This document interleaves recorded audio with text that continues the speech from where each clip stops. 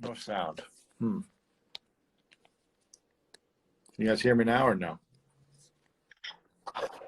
I can hear you now, brother. Okay, cool. Yeah. I don't know why I got booted.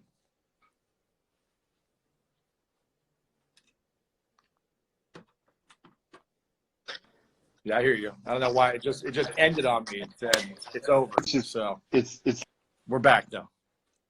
this overload of people doing fucking Everyone's on Instagram live lives. on Instagram. I know, it's true, man. And Zoom It's calls, crazy, man. nobody's been doing more Zoom calls. I mean, that's one of the beautiful things, right? People are connecting in different ways than we ever have before. So Yeah, man. We did a Zoom call last week with our polling group. That was fun. Was it a week ago or 2 weeks ago? I don't know, man. Time is weird. I don't even know what the fuck day of the week is it. I don't know. When did this all start? Was this 3 weeks ago when it kind of was like, okay, all the sporting events are shutting down? I don't know. I remember I was actually literally throwing axes at this place called is this like place near our house? And we're like throwing axes and I like look on the news and it just says NBA season canceled. And wow. like, oh shit, this is getting real. It's nuts, man. It's nuts. Yeah. What have you been doing to focus your mind and stay healthy mind? You know, lots of things. You know, fortunately, like I've had so many years of practice and doing different techniques and different things. Obviously, what we did with Wim Hof was fucking perfect because, you know, the amount of time, the frequency with which I'm doing the Wim Hof breathing has just gone through the roof. You know, I'm doing that pretty constantly because there's a lot of emotions that'll build up.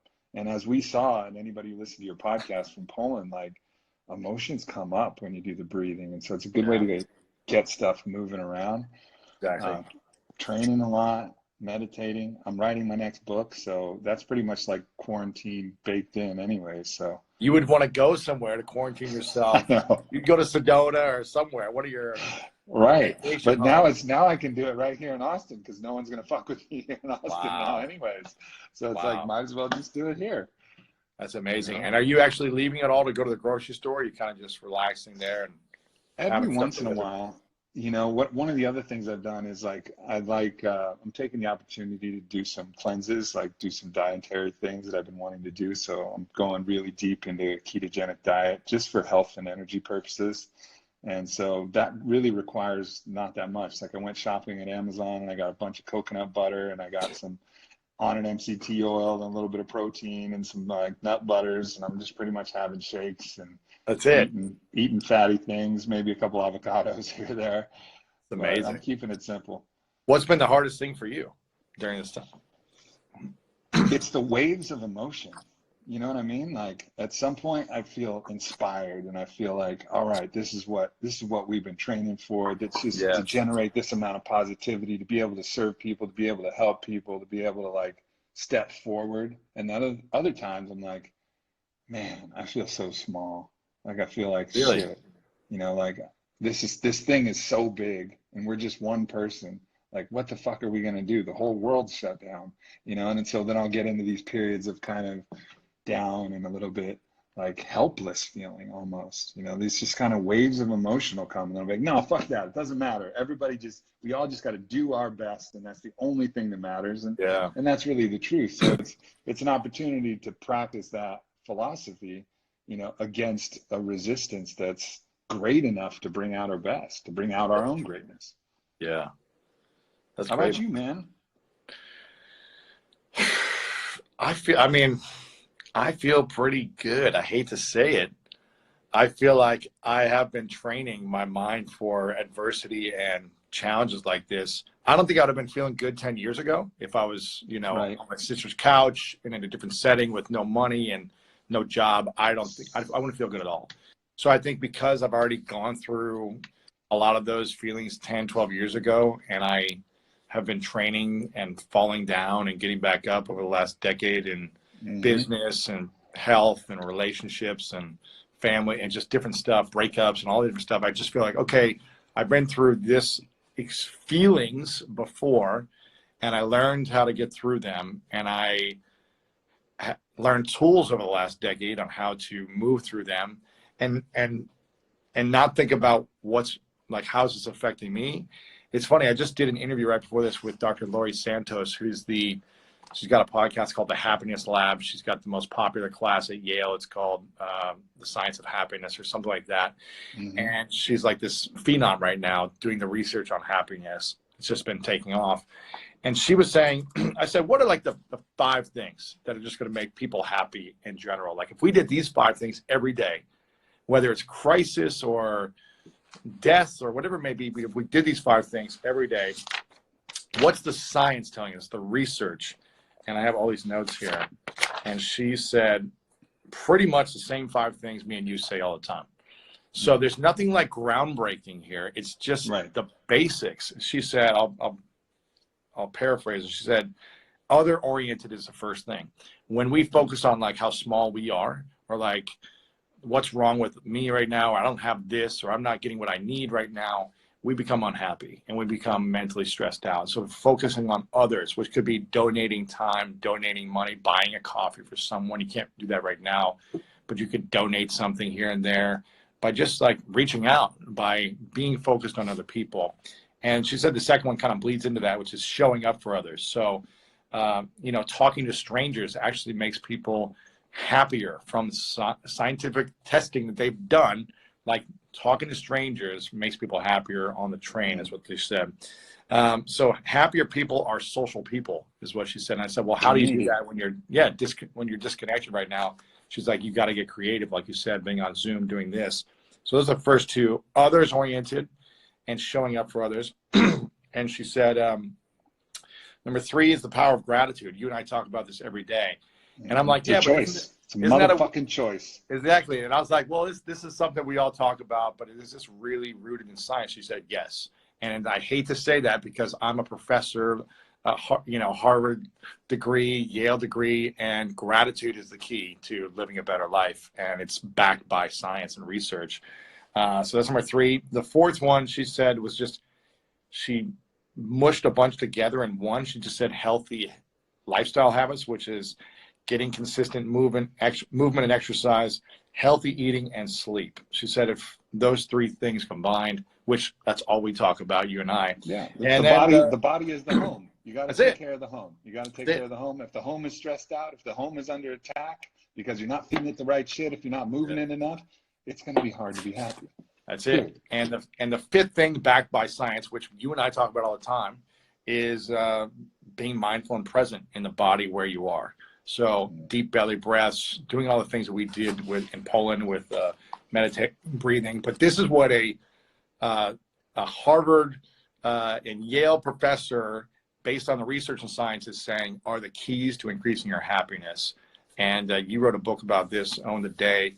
And it's like, these are all the practices we teach. So I think it's just the reminder. She said, you know, knowing the information, knowing what we need to do doesn't give us any advantage. It gives us about 10% advantage. It's applying it every day, which is 90% of the work. So it's, you know, we know we're not supposed to eat sugar. We know we're not supposed to sleep 2 hours a night. We know we're not supposed to do these things, but we don't apply it. And that's why creating these routines and accountability check-ins like we do with each other is supportive and staying on track. Yeah, no doubt. Us, anytime we all send each other our breathing records from the Wim Hof thing, it's just like a little reminder, like, damn, I'm slacking. You know, like exactly. So I've just been trying to stay focused. And there was one day where I felt overwhelmed in the last 3 weeks. It was kind of like everything hit me at once, and I think it was just a buildup.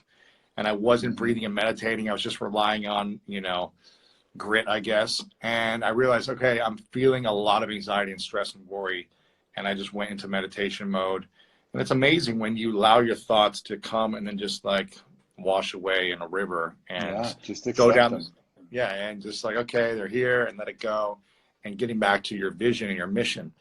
And I've just been so focused on what can I do to serve people in this time. And I think because showing up for others and being others oriented is the number 1 step to happiness. It's like, I've just been doing that naturally. How can I serve my community? That's your game, man. That's why I feel like that's why I feel like your identity, bro.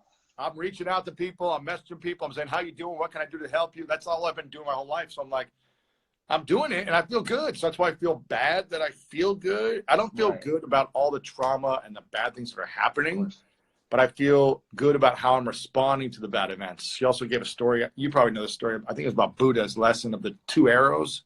Have you heard of this story of the two arrows? Probably, but go ahead and share it. I'm sure a lot of people haven't. So I'm just going to try to paraphrase what she told me. She said, like, you know, if you get shot in the body with an arrow walking down the street, it'd be pretty bad, right? It'd be pretty bad.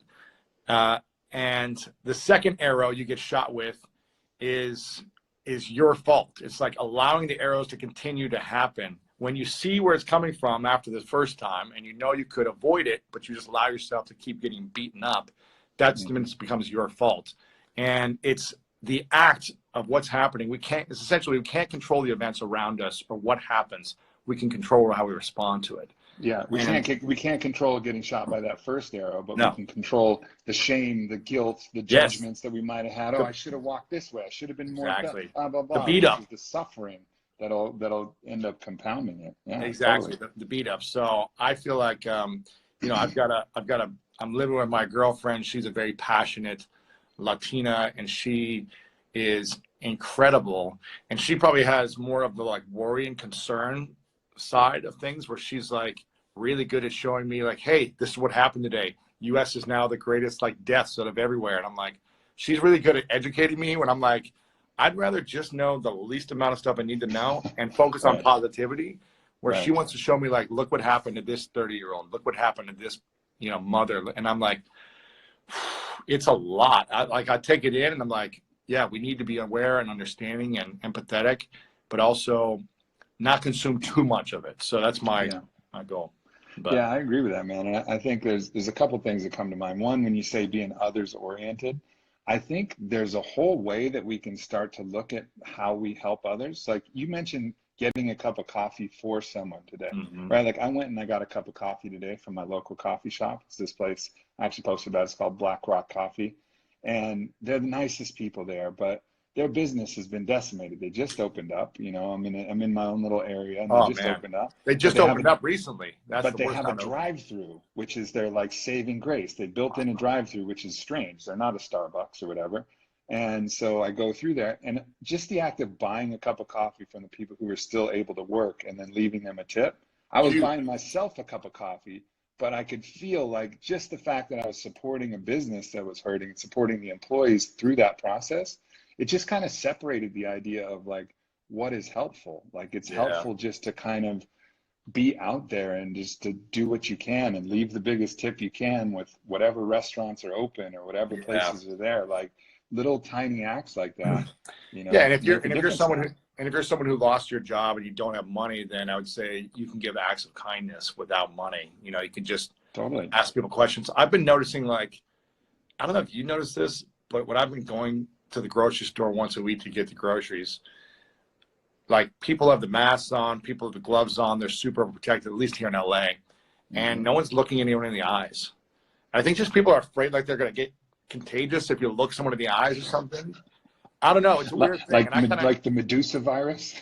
And I kind of had that the same, like the first couple of days, like weeks ago, I was like, I don't want to look at anyone because I don't want to get close to me. I had the same type of feeling. And then I was just like, okay, as long as I'm 6 feet away and I'm not touching anything, it's fine. We can still be human beings and express our kindness and generosity and love.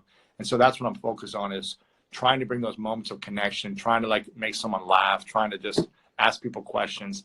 And if you don't have any money to give, you can give that time and energy and focus towards people and make someone smile for a moment. So that's what I'm focused on. I'm seeing like a lot of these things collapse, where there used to be these like different relationships. Like even, you know, at the grocery store that I shop, it would always be like me, and then it would be the person at the checkout. And then I was looking at them kind of as their function. All right, their function is to scan my food. My function is to buy the food. And then the transaction is complete and we go. But now, like that moment when I'm checking out, that's the moment to like talk to him, like, hey, how you doing? Like, how are you doing, human? Like, I know we're doing this thing called commerce, and that thing is going to happen. My card will go in the little slot. Like that will happen. The groceries will go in the bag. Like that's all taken care of. But I'm going to give this moment to just check in, human to human. Like, how are you doing? You know, and that makes a fucking huge difference. You know, when you do that. And it's mutual too. It's like the act of giving is the simultaneous act of receiving. And that's, well, that's the the part most selfish thing you can do is give, because you get the greatest gift out of it. Boom. So, I mean, that's, you know, you're being selfish by being selfless. Yeah. You just have to train your mind in knowing that. So it And feels good. That's what all the research shows on depression, and all the research shows on all of these mental conditions. And that's probably what the research you're referring to shows, is just that act of being of service is something that is actually going to replenish you more than you can possibly imagine. And it's really remarkable when you start seeing that. And I think that's the collective invitation that we have right now, is like, all right, what is all this shit we were worried about before? We worried about, you know, all of these different lines that we've drawn in the sand. They're all imaginary. It's like a giant Etch-a-Sketch, and we just shook up all the lines, and we get to redraw them now and just see everybody as different grains of sand, all on the same beach. That's what I'm excited about. I think it's sad when I'm hearing that people are dying and people are struggling and losing jobs. I think 4 million Americans lost their job in like a week. For me, it's sad, but I just try to look at, okay, what's the bonus from this? Like, there's going to be a lot of divorces, a lot of breakups. What's the bonus of that? Because you're going to be able to go find the relationship you truly want. You got lost from your job. What's the benefit? You can go start pursuing something that you enjoy more. You know, it's just like trying to find the good. You know, that's what I'm trying to focus on. And it sucks all the bad is happening, but I try to look at how can we be better afterwards? The solution to this, not ruminating on the problem. How have you guys been how's the business going? Is it hard for you guys? I mean, you just stepped down like 2 weeks before, a week before it happened. Right? I know. And it's really interesting timing. I'm grateful for that, because the new CEO now has the time to really prove himself as a leader. You know, like, there's no better way to prove yourself as a leader. And he comes from such heart that, you know, Jason is really stepping up and filling my shoes in a beautiful way. And I'm still out there, obviously, doing my thing and promoting the way I was. But so it's great timing for that. But there's just different facets of the business. I mean, because we supply grocery stores and supply food and supply, you know, essential goods for people, that we're still able to keep our warehouse open for anybody who's a volunteer. And we're often offering anybody on a voluntary basis double pay to come work in the warehouse, and they're all gloved up and masked up and doing their thing. So that part's going well. But we also have 8 yoga studios, and those are closed. Like, all of them closed. They're just completely closed, and we don't know when they're going to reopen again. And that's tough, because like, there's a lot of yoga instructors who are making their money from that. And we're trying to do everything we can to like support people through this process, like give them this kind of like interim little leg. So are you creating online classes for people? So we got, so bsy.tv is our online yoga platform, and that's starting to pick up steam and do well. But you know, we got infrared heat in the yoga studios, and there's something about being there collectively and experiencing that whole thing that's not there. Our gym shut down, and we're such a diverse company on it, is that, you know, some parts are doing fine, and then some parts are really, you know, really challenged. So it's like we get to see the dual sides of things, where we have, you know, a third of our employees who are really, really in trouble because they're trainers or yoga instructors or people who are, you know, need to come to work into the main office. And then there's the other people who are able to work from home and able to continue carrying on their processes. But it's interesting, man. It's interesting. Great, unprecedented. Man. Fucking unprecedented, man. But, so are you involved? Are you essentially trying to say you're doing like half as much time there then, or a lot less than that, or what are you? Well, I'm doing 0 as much time there now. Nobody's going into work. But I mean, like online and on phone calls. And stuff. So I'm chairman of the board. So I got, you know, one big board meeting every quarter, and then I'm involved in all of the product development meetings still, because that's an area where I can still kind of give my expertise in that aspect. But those are the only 2 meetings on my calendar. Everything else is just about the podcasts, and I'm writing this new book, and you know, putting out as much good content as I can, and just and relationships too, man. I mean, that's one thing that's been beautiful, is most people are free now. Like, you know, we get a chance to do this in normal life. Like, we would have had to schedule this like a couple weeks in advance and shoehorn it in. You know, we're like, how's Wednesday? Oh, Thursday, Wednesday. Wednesday. We'll go Wednesday. You know, like, people have time for each other now, and so I've been really just leaning into that, because that's, you know, that's an amazing part of our life. That's amazing, man. If you guys are enjoying this conversation, go ahead and put a thumbs up or a heart or something. A lot of people are asking who am I talking to. This is Aubrey Marcus. If you guys click up here on the top left, you can click on Aubrey's name if you're following me, or if you're from Aubrey's fan club, you can come over and check out my stuff. But for sure. Aubrey's doing some amazing things in the world with his events when he can do them again, with his book, if you haven't checked out his book, and his company that he just stepped down from CEO of, which is called On It, which I've been supporting and a fan of for 7 years now, I guess. So make sure to check out all that stuff. What's the and for people who don't, for people who might be just following you or don't know you, like, you're one of those people who's been a friend from the start. Like, there's never been a moment where you haven't showed up for me or showed up anytime that I've needed something, or always offered to be of service. So that's just the very nature of who you are. And it's authentic and true to the bone, man. And, I appreciate it, man.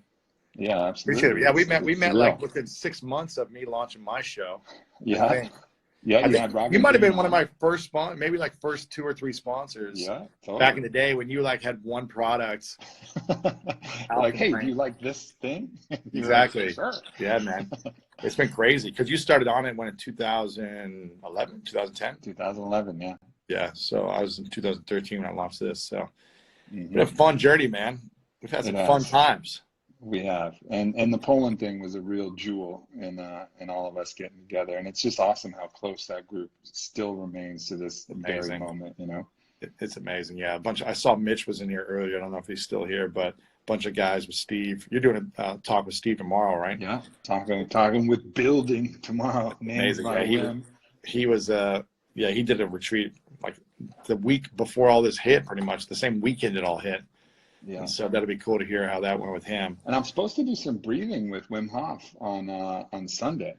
So that's dope. I'm not quite sure he's going to be able to figure out how to add me into his live. So I'm a little bit concerned about that. But either way, whether you're just going to watch Wim or I'm going to be able to jump in there with him, one way or another, just taking this time to breathe with Wim Hof. That's great, man. Is going to be great. That's great, man. I should hit him up too, or hand him up and see about that. That's awesome, man. Well, I appreciate you, man. This has been fun. I appreciate you too, brother. This is great, man. Keep me posted. Let's FaceTime soon. All right. Give some love to your girl for me. I will, man. Love you, man. Talk to you, bro. Love you too, brother. Take care. Love you. Aubrey Marcus, everybody. The man. The inspiration. The guy I've known for 7 years now. And through lots of ups and downs, we've known each other and been a big supporter of his, and been down to Austin a bunch of times, stayed at his place, gone to his gym. His office is amazing. We try to play basketball. He's got like an inside basketball gym. It's like a half court. So we played basketball down there a bunch, but great guy. Make sure you guys follow him if you're not checking him out. Aubrey Marcus over on Instagram, Twitter, and all the things, his podcast as well. So I'm actually I just did an amazing interview with Dr. Laurie Santos of the Happiness Lab, The Science of Happiness. This is going to be coming out in the next couple of weeks. And in about 5 minutes, I'm going to be interviewing Dave Ramsey. If you guys have a question that you want me to ask about money with Dave Ramsey, go ahead and put it in right now. I'm actually going to write these down and be prepared with some of your questions. If you have a question for Dave Ramsey, anything around money, anything around money mindset right now, money habits, let me know. And also, if you haven't checked out yet, go to my last post on Instagram. I did a quick little interview with The Rock. That's right, Dwayne Johnson, The Rock. And it was unbelievable. He did a first Instagram live. I didn't go on, but I typed in a question. He answered it. And so I put the response on my Instagram. So go check out that. What's the first investment he made? Oh, that's a good one. I'll write that down.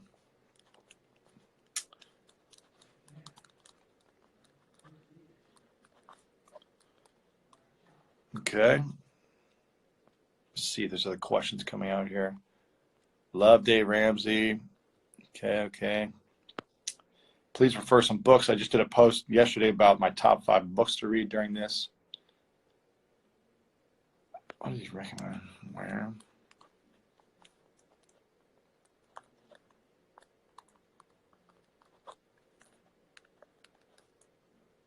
Some great questions. I'm writing your questions down. Best place to invest your money right now to compound it.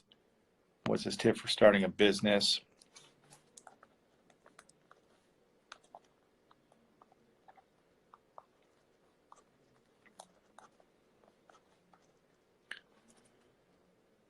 How far down will the market go?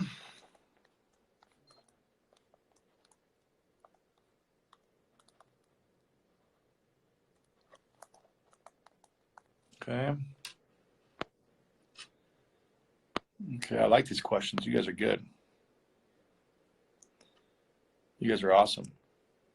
Okay, I'm going to go interview him. I got about 5 minutes. I've got my other prep questions before, but now I've got some more from you guys. If you haven't subscribed to the School of Greatness yet, go to the School of Greatness podcast on Apple right now or Spotify and click the subscribe button. We shot an amazing interview with Dr. Stephen Gundry about the healthy foods that are killing you right now and hurting your immune system. You can go listen to that. Got some amazing content coming up for you to serve you during this time. I'm all about service to you. So keep me posted. I appreciate you guys.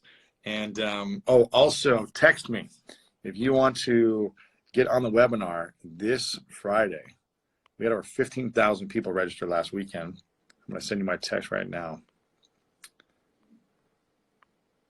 Text me right now to this number, and I will text you a link. Just type in the word brand.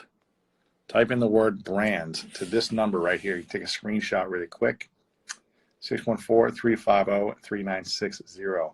Text me the word brand to that number, and I'll send you a link to a free webinar about how to build a side hustle right now during these times, how to build your personal brand, how to recession-proof your income in the future. But you got to text me right here, 614-350-3960. I'm not going live with Dave. I'm going to be doing a Zoom training with him, and that's going to be private, and then I'm going to post it a little bit later. So check this out, 614-350-3960. Leave a comment on my last Instagram post because it's with The Rock, Dwayne Johnson, and I'm trying to get him to do a full sit-down interview with me. So check that out. Appreciate you guys, and I'll see you soon.